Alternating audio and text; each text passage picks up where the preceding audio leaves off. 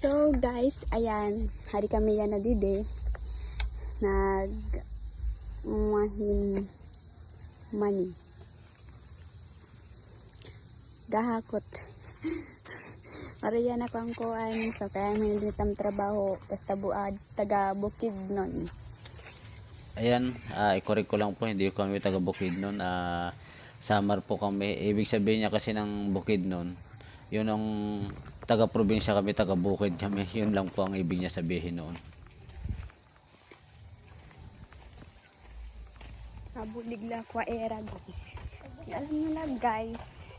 So yan na, adi kami ditira payag. Magkukang kami. O ayan, nasa kubo na yung mga mani, hinakot na ng kapatid ko. Naghahakot pala kanina, yun ang kapatid ko, yung bunso namin. Salamat talaga sa inyo. At hindi nyo pinabayan ng tatay. Hindi kasi sila pwede mag-ani eh. Gawa ng mga bata pa kasi hindi nila alam. May tiktik di kasi pag-aani ng mga mani. Kaya sila, habang nag-aani ang tatay, sila naman naghahakot. Ayan, pasilpi-silpi pa ang dalawa. Salamat talaga sa inyo kasi nandiyan kayo para tulungan ang tatay. Ito tamahakuton. Ariya trabaho, diri na bulig na